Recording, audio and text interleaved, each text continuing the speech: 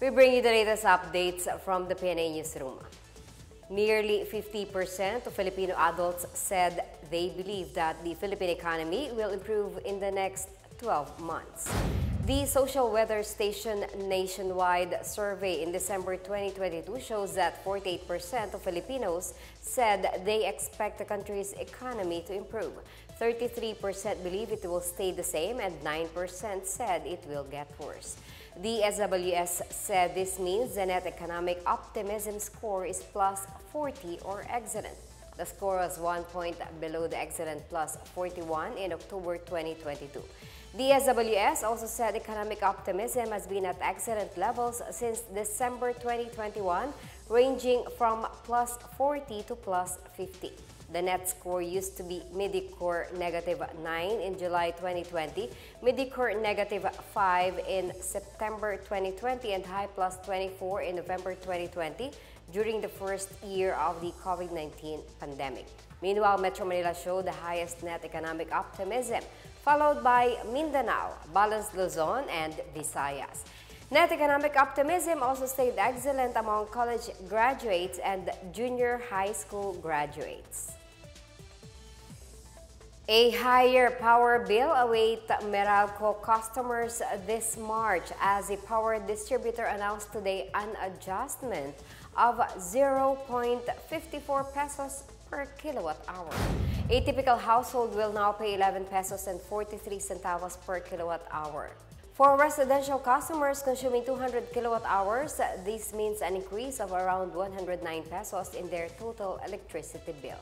Meralco said the rate hike is due to an increase in the generation charge following the scheduled maintenance of the Malampaya facility from February 4 to 18. The distributor said they were able to cut down the increase by asking their suppliers to defer the collection of their share of generation costs.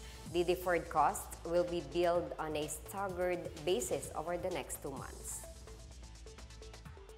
The provincial government of Cebu has declared 4 of its towns as buffer zones after the African swine fever virus was found in the southern city of Carcar.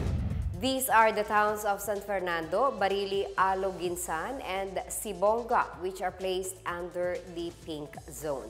According to the color coding system of the ASF Task Force, pink zones act as buffers between areas where the deadly virus is not present, while the red zones are areas where the infection has been found. Meanwhile, the towns of Pinamungahan, Dumanhug, and Argao, as well as the city of Naga, are designated as being in yellow zones where live hogs are strictly monitored for signs of the extremely contagious hemorrhagic fever.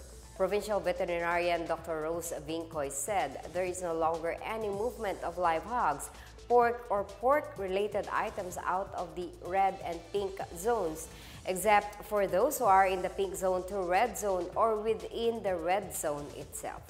She said that the zoning takes immediate effect and will continue up until the towns are declared free of ASF. Xi Jinping got the approval for a third term as president of China, making him the most powerful leader in his country. Xi has secured another 5 years in office as the leader of the Chinese Communist Party and the military, both of which are important positions in the Chinese government. If no competitor steps forward after his coronation, Xi will rule well into his 70s, making him the longest-serving president in modern China. One of the difficulties he faces is the widespread opposition to his zero-COVID policy and its later abandonment, which resulted in the deaths of many individuals. Lawmakers, however, avoided discussing those topics during this week's National People's Congress in favor of a comprehensive overhaul of Beijing's science, ministry, and technological capabilities.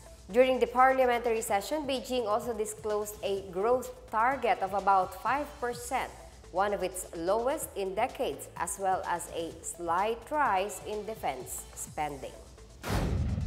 And that's the latest and the biggest stories from the Pna Newsroom. For more news content, visit our webpage or head on to the Philippine News Agency's Facebook and Twitter accounts.